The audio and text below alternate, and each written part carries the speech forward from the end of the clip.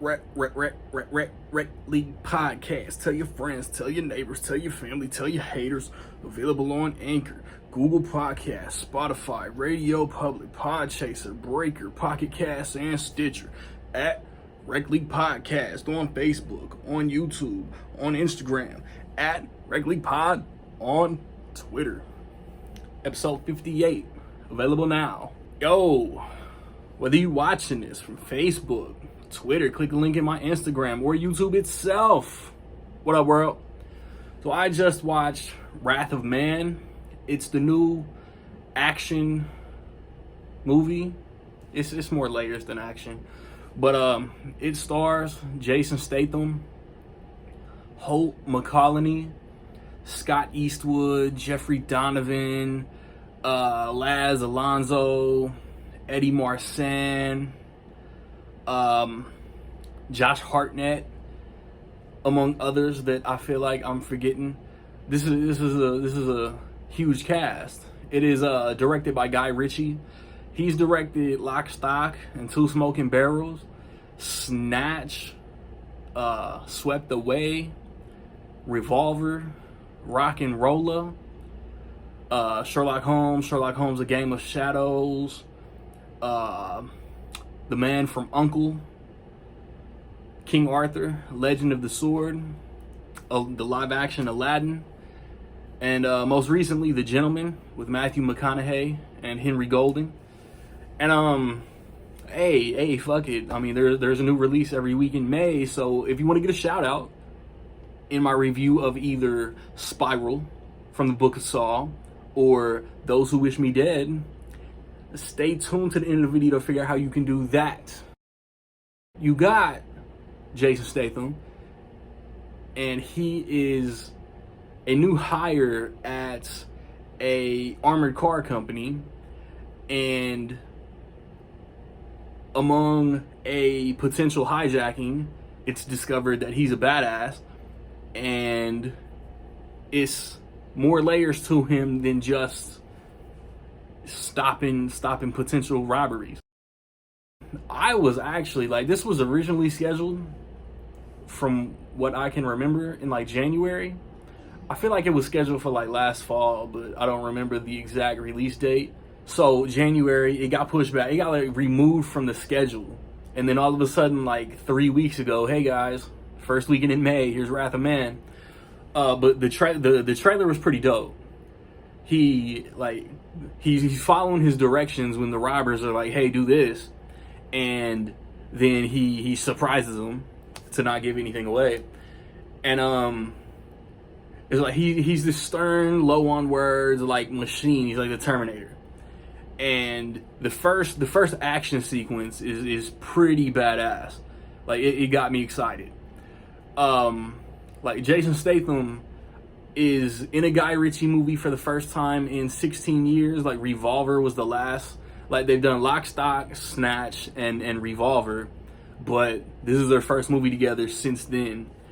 Other than that, like the script kind of feels Guy Ritchie, but the movie has elements. Like he does some things that are common within his movies. There's a Guy Ritchie vibe, but there's also like differences. Like he tried new shit, and that's not bad.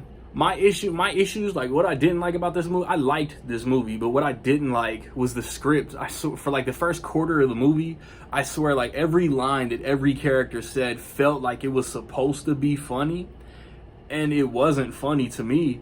Like I just didn't laugh. Like people were laughing, but I just didn't find it funny. But the story was interesting enough. Like his character alone had my interest. Like I didn't care that I didn't like the script, because I was into the character and I was into where the story was going. And then like it starts to time jump, and it starts to explain backstory, and then it got confusing. Like I'm not gonna lie, like where it took some characters back trying to explain backstory and what led up to the current events was kind of unclear to me. And then the whole third act was like pretty badass. Like it was dope. And then it got to a point where it's like, How, like, it's impossible. How can the protagonist possibly come out victorious in this? And then when they show it, it's like, oh, that's pretty smart. Like, I really liked that.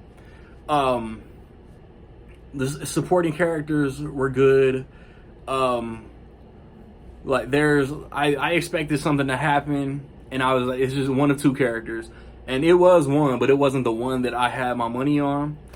And it's like, Guy Ritchie has like a certain niche of movie, like that English British like action crime movie, but Statham and Eddie Marsan are like the only two regulars that he always works with.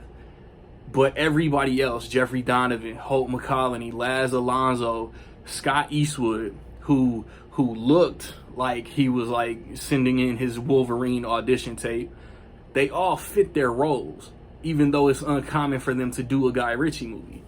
So like that worked. Like, this movie worked. It's just, I have minor nitpicks.